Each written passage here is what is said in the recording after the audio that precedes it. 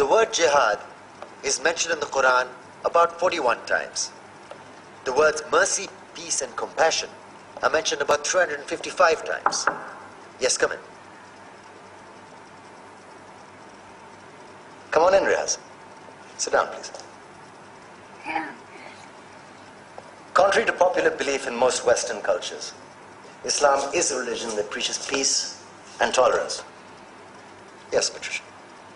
If Islam truly is a religion that preaches peace, then how come the world's most troubled spots, the West Bank, Afghanistan, Pakistan, Iraq, they're all plagued with Islamic terrorism? Well, that depends on your definition of terrorism. Some might argue that the U.S. invasions of countries like Iraq and Afghanistan are also acts of terrorism. No, those were acts of war to get rid of despotic regimes. Or a means of getting at a country's oil. Conspiracy theories. Well, May I? Yes, please. Go ahead, Riaz. Mr. Khan is right.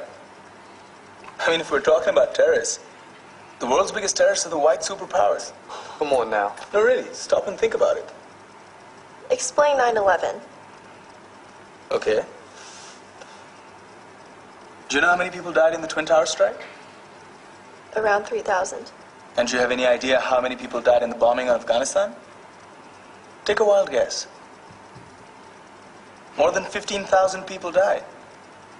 And that's just conservative figures. About 50,000 tons of explosives were dropped on innocent civilians.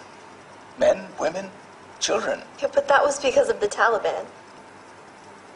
Now that you brought it up, did you know that the Taliban was a creation of the CIA to fight the Russians? Whatever. They were still harboring terrorists.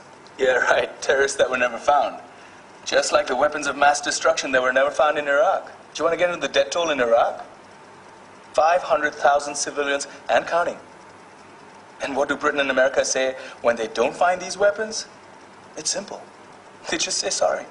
And still refuse to relinquish control of these countries. What are you trying to say? What I'm trying to say is that just because you're American, wear a fancy suit, and call yourself the president, doesn't make you any less of a terrorist.